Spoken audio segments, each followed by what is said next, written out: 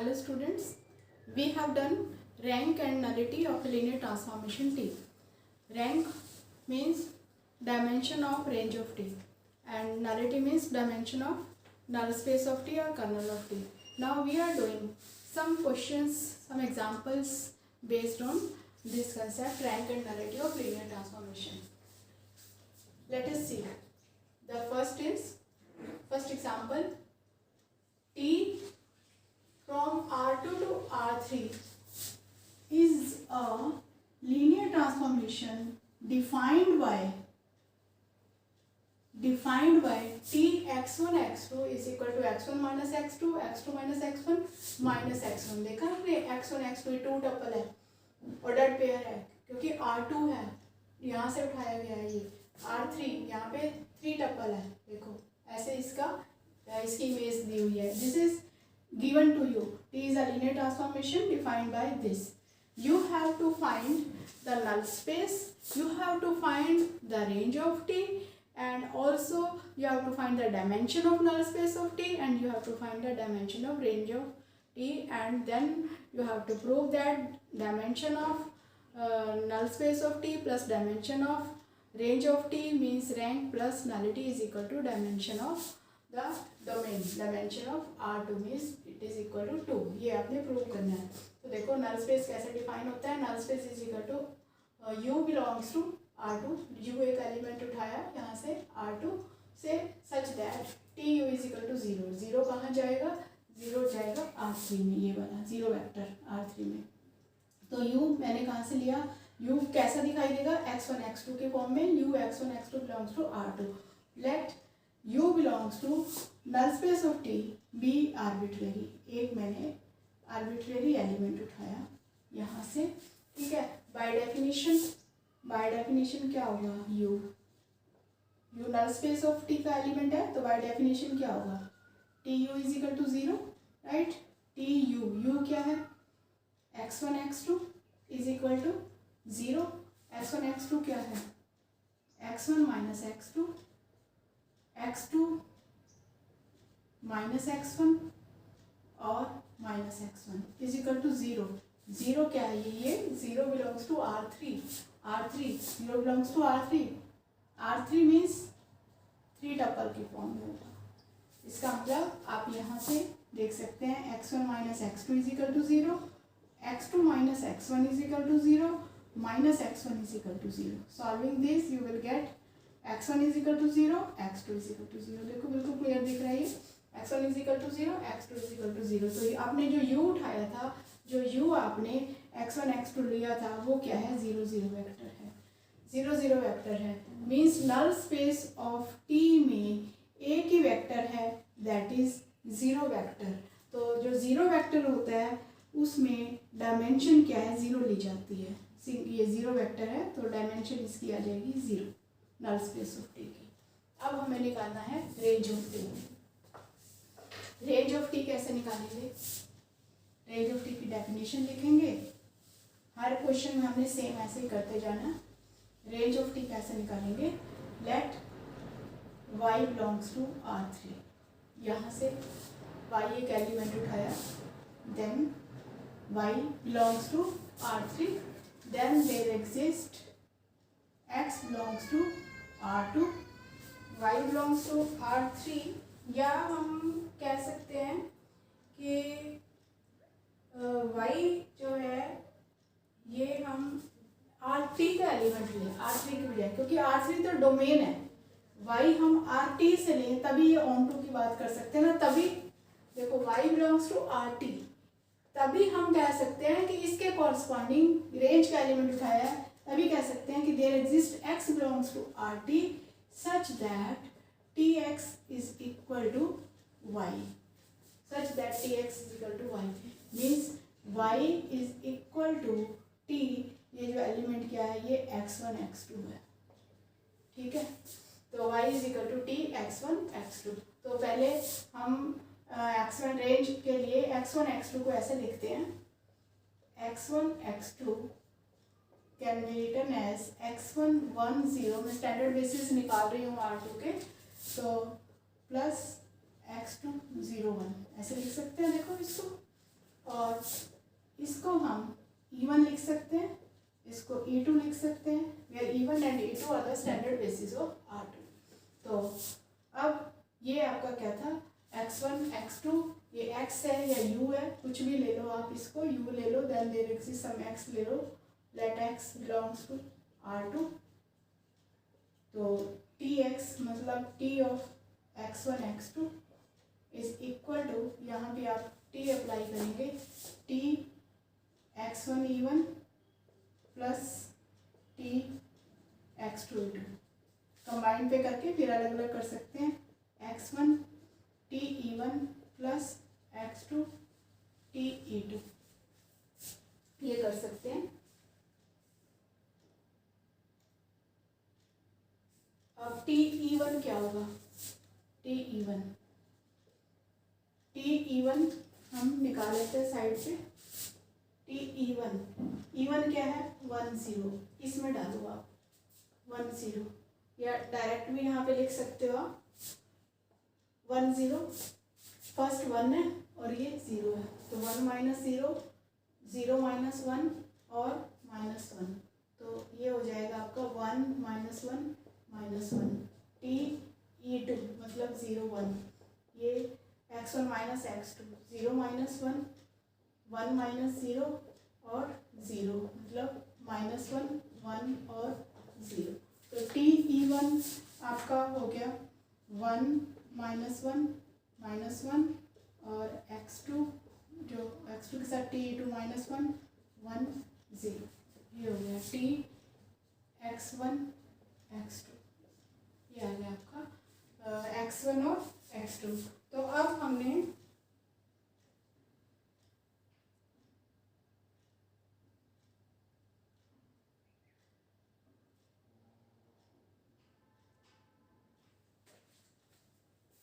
x1, अब एक element ये जो आपका x था, x belongs to R2, y belongs to, ये x था, ये y हो गया, जब y बिलोंग्स टू, y हमने एलिमेंट ले लिया t x1 x2, तो y बिलोंग्स टू किससे बिलोंग कर रहा था, y रेंज ऑफ t से, रेंज ऑफ t से एक एलिमेंट आपने प्रूव कर दिया कि रेंज ऑफ t से जो एलिमेंट y है, this can be written as the linear combination of this and this, ठीक है, linear combination of this and this, इसका मतलब ये जो है -1 1 माइनस 1 माइनस 1 और ये क्या है, ये दोनों क्या है, ये इसके बेसिस होने चाहिए, ये मतलब हम ये कह सकते हैं अभी तो कि linear range of T spanned by, अभी हम यही कह सकते हैं जब तक हम इनको लीनियरली इंडिपेंडेंट ना प्रूव कर दें तब तक बेसिस नहीं हो सकते, स्पैन्ड बाय ये 1 माइनस 1 और and -1 1 0, range of T is spanned by this.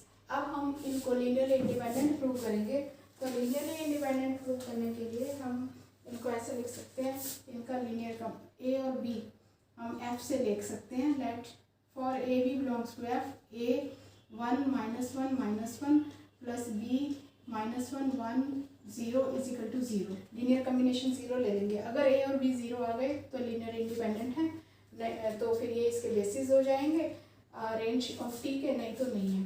तो अब ये देखो a minus b is equal to 0, यहाँ से -a plus b is equal to 0 और -a is equal to 0, solve कर लो, a और b दोनों 0 आ रहे हैं, इसका मतलब ये क्या है, ये इसके बेसिस है, लीनियर रेंज ऑफ t के बेसिस है, रेंज ऑफ t के बेसिस है, तो dimension of range of t क्या होगी 2 होगी, और dimension of null space of t अभी हमने 0 किया था, तो ये हमारा प्रूव हो गया कि रेंज ये जो है रैंक प्लस नलिटी, रैंक क्या है, dimension of range of T है वो 2 आ गया, और नलिटी ये dimension of null space of T था वो 0 था, 2 + 0 इज इक्वल टू 2 हो गया। तो इस तरह से ये क्वेश्चन हमारा प्रूव हो जाता है। तो इसके बाद नेक्स्ट जो क्वेश्चन है वो क्या है, देखो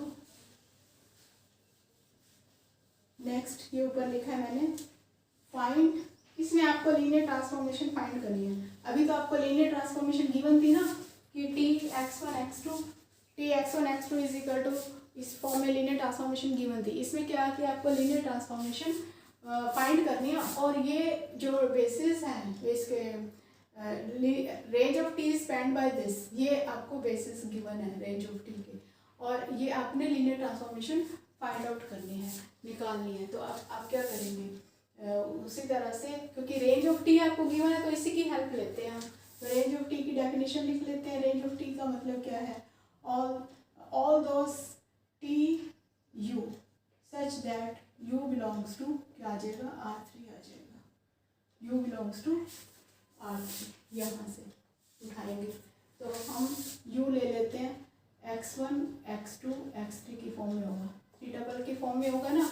और x1 x2 x3 इसको हम कैसे लिख सकते हैं, x1 x2 x3 को हम डोमेन R3 के standard basis E1 E2 E3 ले सकते हैं। तो इसको अभी मैंने लिख के दिखाया था, x1 E1 plus x2 E2 plus x3 E3 ऐसे लिख लेते हैं।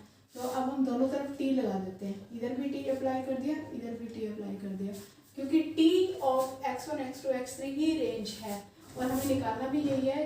t of this is equal to क्या आएगा, दोनों तरफ t लगा दिया, ये हो गया x1 लीनियर ट्रांसफॉर्मेशन t है, इसलिए इसको हम ऐसे लिख सकते हैं x1 t of E2 plus x3 t of E3। तो x1 t ऑफ E1 हम फर्स्ट ले लेते हैं, t ऑफ E1 ये है 1 2 3, और x2 t ऑफ E2 ले लेते हैं 4 5 6, और x3 t ऑफ E3 ले लेते हैं 0 0 0, क्योंकि हमने E1 E2 E3 standard basis लिए थे और साथ में हमने ये लेना है t ऑफ E1, मतलब t of 1 0 0 is equal to ये फर्स्ट 1 2 3 ऐसे ले लिया, और t of E2 is equal to t 0 1 0 is equal to 4 5 6, और इसके बाद t of E3 is equal to t 0 0 1 is equal to, ये हमें गिवन नहीं है इसकी इमेज, तो हम अपने आप इसका 0 0 0 ले लेंगे, राइट। तो अब ये आ गया आपका t x1 x2 x3, निकालना क्या है, क्वेश्चन क्या है, ट्रांसफॉर्मेशन, लीनियर ट्रांसफॉर्मेशन, तो क्या है, इसको लीनियर ट्रांसफॉर्मेशन निकाल देते हैं।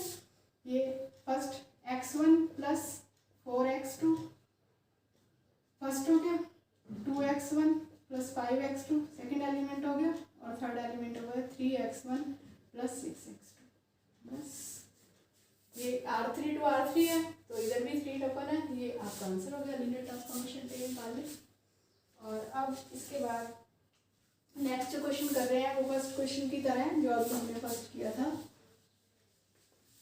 इसमें वही प्रूव करना है, रैंक और नलिटी निकालने हैं, उनकी डेफिनेशन बनानी है और उनकी डायमेंशन निकालनी है, फिर हमने प्रूव करना है, मतलब सिल्वेस्टर थ्योरम जो पीछे की है, rank plus nullity is equal to ये जो यहाँ पे u है, u क्या R4 है, इसलिए इसकी डायमेंशन 4 है, तो डायमेंशन 4 हम प्रूव करेंगे। और हमें गिवन क्या है, if t from R4 to R3 is linear transformation defined by, ये आपको गिवन है, t E1 this, t E2 this, t E3 t E4, ये गिवन है। और आपको रैंक और नलिटी निकालना है, मीन्स आपको रेंज ऑफ टी भी निकालना है और आपको नल स्पेस ऑफ टी भी निकालना है, दोनों निकालने हैं। तो पहले हम रेंज ऑफ टी निकाल रहे हैं। रेंज ऑफ टी के लिए हम क्या करते हैं, लेट अभी जो हमने किया late x belongs to R4 से उठाएंगे x, तो x कैसा दिखाई देगा, ऐसा दिखाई देगा ना, x1 x2 4 टपल के फॉर्म में x4, राइट।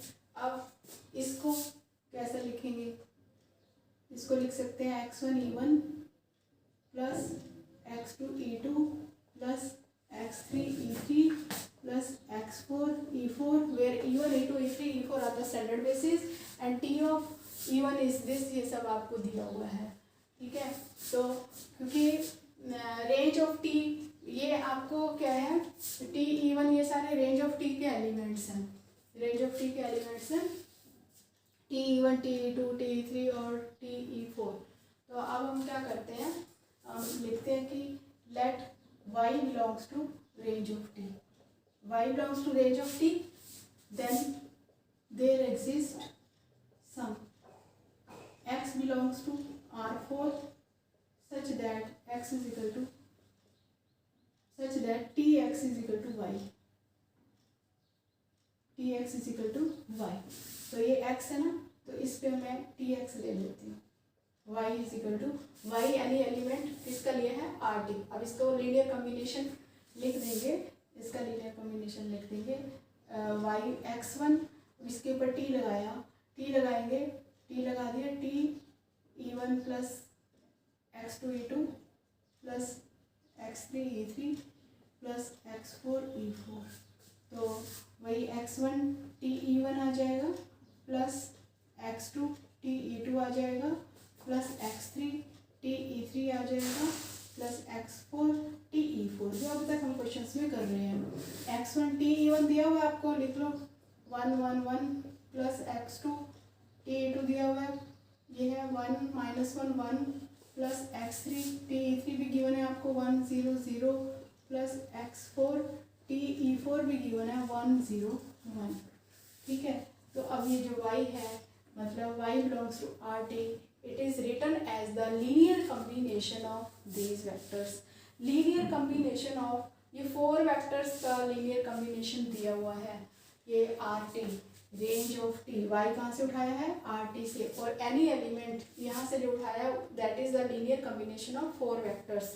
but ये तो 4 vectors हैं, और ये हमारा ये जो है कोडोमेन ये R3 है, ये 3 डायमेंशनल है, इसकी डायमेंशन 3 हो सकती है, तो 3 है, तो डायमेंशन ऑफ R3 तो 3 है, और डायमेंशन ऑफ RT जो रेंज है उसकी डायमेंशन क्या, वो लेस देन इक्वल टू 3 होगी, वो 3 से ज़्यादा नहीं हो सकती, इससे कम हो सकती है, इक्वल हो सकती है। Dimension of RT is less than equal to 3, तो लेस देन इक्वल टू 3 है, तो इसका मतलब ये RT is spend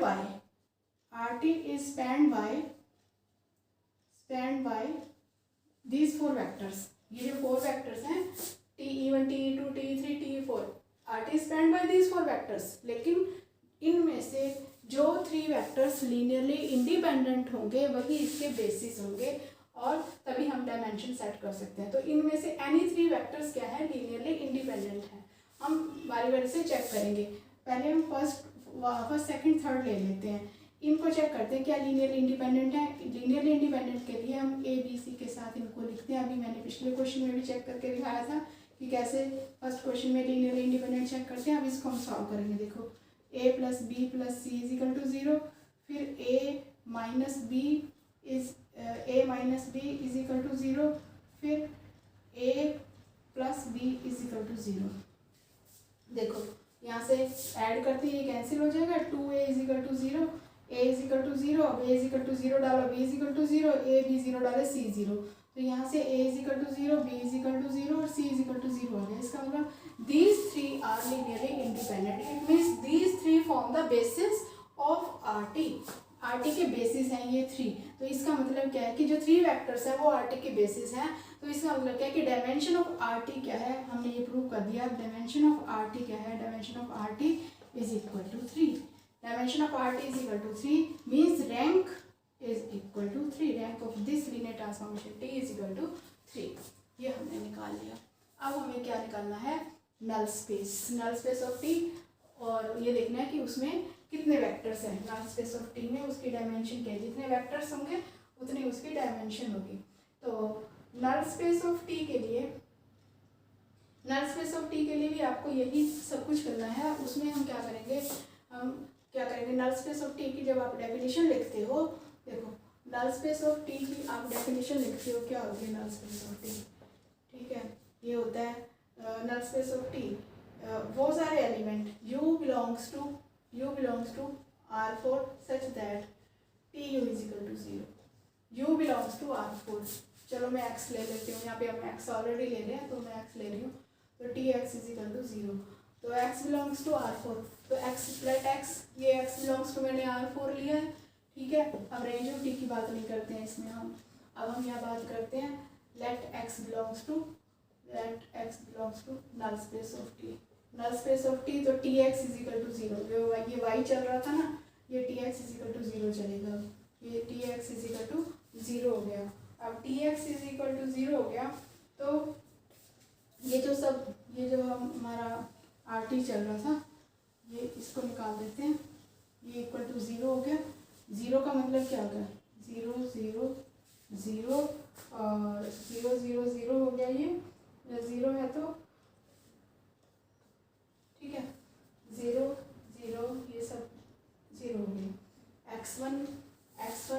x2 x3 x4 ये। तो अब हम क्या करेंगे, अब हम इसको लिख लेंगे x1 plus x2 plus x3 plus x4। ये मैंने 3 टपल क्यों लिया है, क्योंकि यहाँ पर ये R3 0 है, तो T x is equal to 0, ये जो होगा ये बिलोंग्स टू R3 होगा, तो ये 3 लिया मैंने।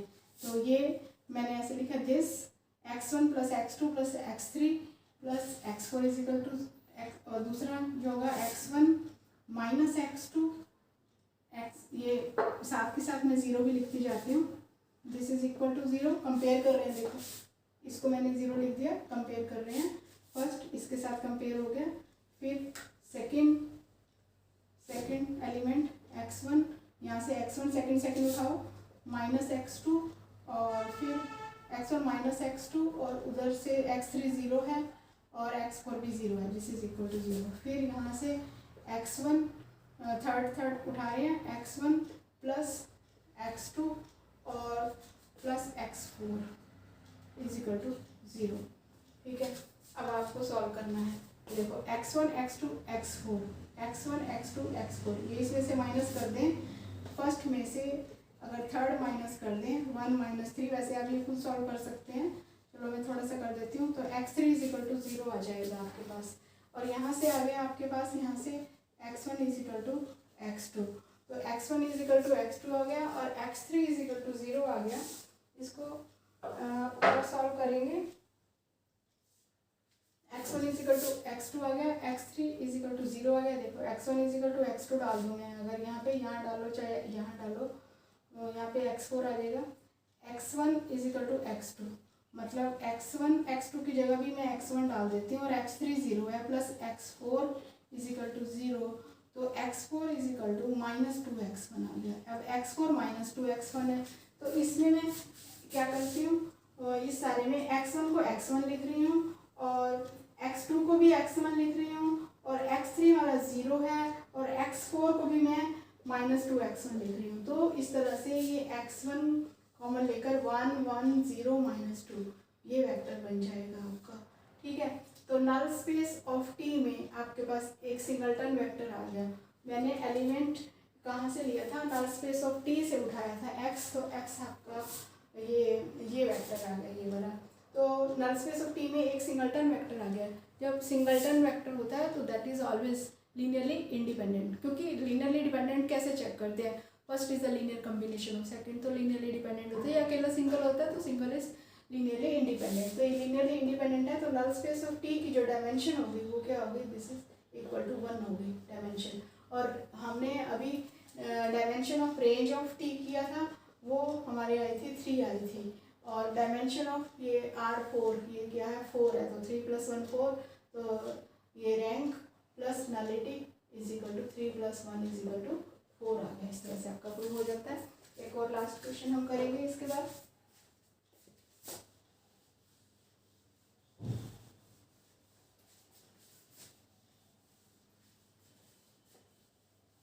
इसमें क्या है, लास्ट क्वेश्चन में ये मैट्रिक्स का क्वेश्चन है। इसमें जो एलिमेंट्स हैं वो मैट्रिक्सेस हैं, एलिमेंट्स इटसेल्फ क्या है, मैट्रिक्स है, 2 by 2 मैट्रिक्स है।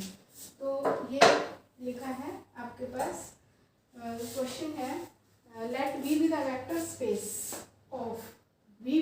space of 2 by 2 matrices over R, 2 by 2 matrices over R, V be the vector space of 2 by 2 matrices over R। इसका मतलब क्या है, इसमें 2 by 2 matrices हैं, इसके जो एलिमेंट्स हैं वो कैसे हैं, 2 by 2 matrices के हैं, ऐसे इस टाइप का 2 by 2 ओवर R का मतलब है ये ABCD सब क्या है, रियल नंबर्स हैं। और डिफाइन कैसे किया है, T of A, ये मैट्रिक्स A है सपोज, तो T of A is equal to MA, और M क्या है, M आपको गिवन है, M इज 1 -1 -2 2, ये M आपको गिवन है। ठीक है, for all A belongs to B, TA is equal to, यहाँ से A जो मैट्रिक्स उठा रही हूँ मैं, एलिमेंट वो उठाया और M के साथ मल्टीप्लाई किया, तो ये इसकी इमेज आ जाएगी MA, राइट। तो अब हमने क्या करना है, क्वेश्चन है find the basis and dimension of range of T and null space of T. वही बात है बिल्कुल सेम। फिर अब 2x2 मैट्रिक्सेस हैं तो इसमें हम इसका बेसिस सेट ले लेते हैं। 2x2 मैट्रिक्सेस हैं, इसमें V में V is the vector space of 2x2 matrixes. तो इसमें क्या पॉसिबिलिटी है, 1 0 0 1 एक मैट्रिक्स, जैसे E1 E2 E3 E4 लेते हैं ना, वही चीज़। 1 ये पहले ये 1 ले लेंगे, फिर 0 1 0 0, फिर इसके बाद 0 0 1 0, फिर इसके बाद ये 4 एलिमेंट्स ले लिए 0 0 0 1। ये आपका V, ये बेसिस ले लिया हमने, इसका डोमेन का V का ले लिया। और फिर इसके बाद हम सबके क्या निकालेंगे, T, इनकी इमेजेस निकालेंगे। ये डोमेन में एलिमेंट हमने मान लिया जैसे होता है ना x1 x2, ऐसा नहीं लेते कि x बिलोंग्स टू, यहाँ पे सपोज R4 होता, तो मैं अगर x बिलोंग्स टू R4 करती तो x को मैं कैसा लेती, x को लेती x1 x2 x3 x4, ऐसे 4 टप्पल लेती। अब यहाँ पे मैं b बिलोंग्स टू v ले लिया, ठीक है। तो v कैसा दिखाई देगा, v ऐसे ऐसे दिखाएगा। ये इसका एलिमेंट जो होगा 2x2 मैट्रिक्स का होगा, तो फिर ये इस तरह से b आपने ले लिया, x1 x2 x3 x1 x2 x3 4 x, इसके कैसे होंगे, मैट्रिक्स की फॉर्म में होंगे। तो इनकी इमेजेस निकालो। TA is equal to MA से, TA ये फर्स्ट उठाया मैंने पहले 1 0 0 0, फर्स्ट मैट्रिक्स उठाई है A, एक एलिमेंट उठाया इसमें से, फर्स्ट मैट्रिक्स MA, M क्या है 1 -1 -2 2, इसके साथ A की मल्टीप्लिकेशन 1 0 0 0, इसके साथ A की मल्टीप्लिकेशन करो, ऐसे करो, देखो 1, ये 1 आ गया, और फिर इसके साथ करेंगे तो ये 0 ही आएगा, फिर इसके साथ करेंगे -2 आ जाएगा, इसके साथ करेंगे तो 0 ही आएगा, ठीक है। फिर ये फर्स्ट एलिमेंट क्या उठाया हमने, ये x1 x2 ऐसे, x1 x2 x3 x4, ठीक है। अब सेकंड कर लिया मैंने ऐसे ही 0 1 0 0, इसका लिया, ये भी इसी तरह से MA, ये करेंगे MA करके MA करेंगे तो ये मेरे पास आ जाएगा सेकंड एलिमेंट जो है, इसे सेम आपने मल्टीप्लिकेशन करनी है, ये 0 1 0 -2 आ गया। फिर थर्ड करेंगे आप, थर्ड ये वाला लेंगे 0 0 1 0, इसी तरह से करेंगे MA, तो ये आ जाएगा आपका -1 2 0 0, और फिर फोर्थ का करेंगे, इसको करेंगे फोर्थ को 0 0 0 1, और MA ये भी सेम आपके पास आ जाएगा 0 0 -1 2, ठीक है। 1 -2, फिर ये इधर शिफ्ट हो रहा है, इधर शिफ्ट हो रहा है, फिर ये लास्ट में आ रहा है, ठीक है। अब ये क्या है, ये वाले, ये सारी इमेजेस है ना, ये क्या है, ये चारों, this one this one this one this one, ये क्या इमेजेस हैं। These are the generators of RT, means RT is spanned by these 4, ऐसे ना RT is spanned by T E1 plus T E2 plus T E3, तो RT is spanned by these are the generators of RT। अब बात ये है spanned by these, अब बात ये है कि क्या ये बेसिस हैं इसके या नहीं, तो इसके लिए हम क्या करेंगे, क्योंकि ये मैट्रिक्स फॉर्म में है इसलिए हम इसकी मैट्रिक्स लिखते हैं। जैसे ये फर्स्ट है, ये फर्स्ट वाला है, इसकी मैट्रिक्स मैं लिखूँगी, फर्स्ट वाले की मैट्रिक्स लिखूँगी, ये जो है 1 0 -2 1 0 1 0 -2 0, फिर 0 1, फिर 0 1 0 -2, ठीक है। इसकी मैट्रिक्स लिख रही हूँ 1 0, पहले फर्स्ट रो, फिर ये -2 0, फिर सेकंड वाले की लिख रही हूँ 0 1 0 -2, फिर ये थर्ड लिख रही हूँ -1 0 2 0, फिर 0 0 -1 0 2। देखो अब देखो, अगर इसको ध्यान से देखो, रो एक्लर मैट्रिक्स बनानी है, एक्चुअली हमें रैंक निकालना है। यहाँ पे रैंक निकालने के इसमें वेक्टर स्पेस में पहले आपने लोअर क्लासेस में किया होगा मैट्रिक्स मेथड से कैसे रैंक निकालते हैं। अगर फिर भी नहीं पता है तो कोई बात नहीं, हमने क्या करना होता है, इसको आइडेंटिटी मैट्रिक्स बनाना होता है, मैक्सिमम रोज को 0 करना होता है, जितनी 0 हो सकते हैं, बाकी को आइडेंटिटी मैट्रिक्स बनाना होता है।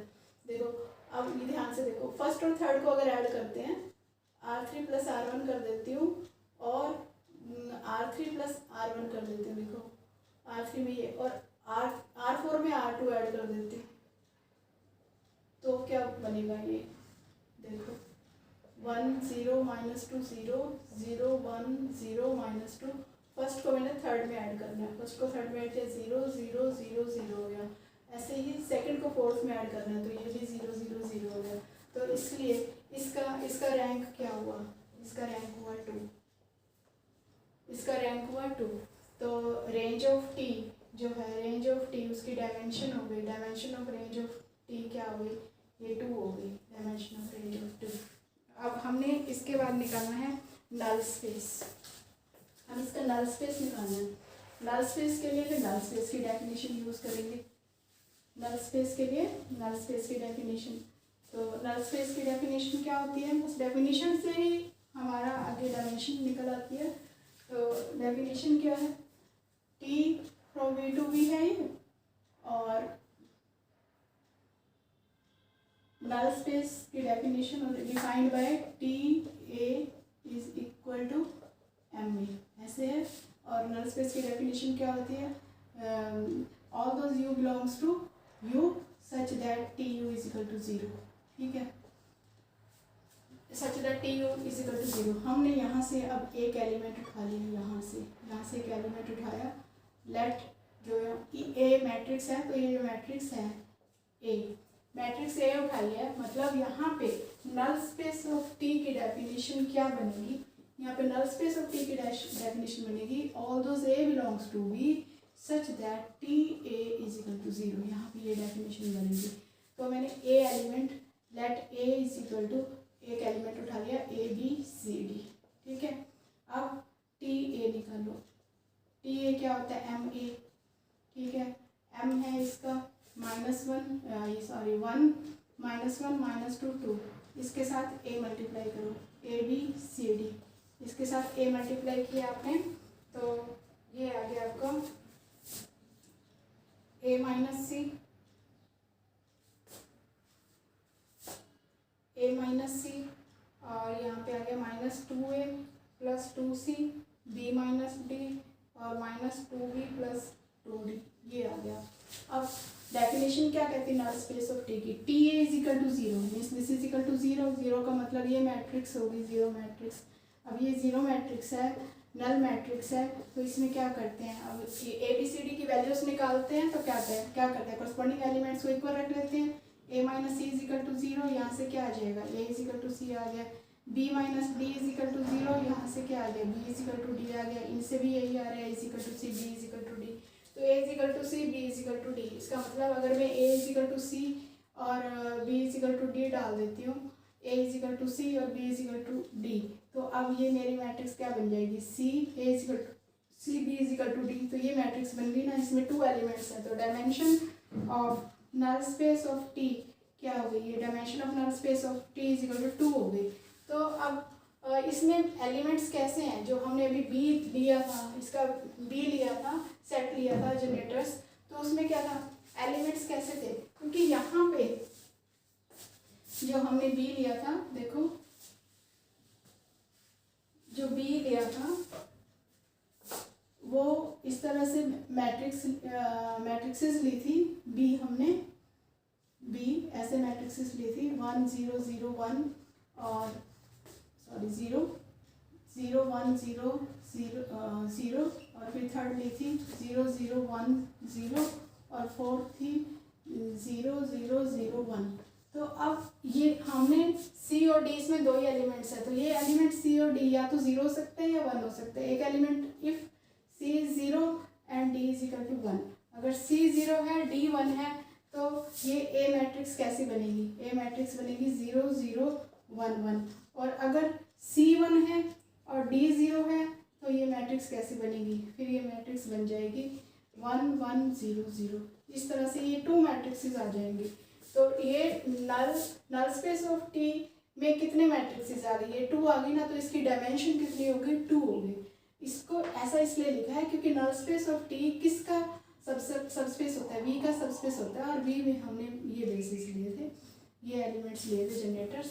तो इस तरह से नल स्पेस ऑफ टी की डेफिनेशन के according null space of T में कितने एलिमेंट्स आएंगे, 2, तो dimension of this null space of T is equal to 2, तो 2 + 2 इज इक्वल टू 4। दोनों की डायमेंशन 2 और 2 आ गई है।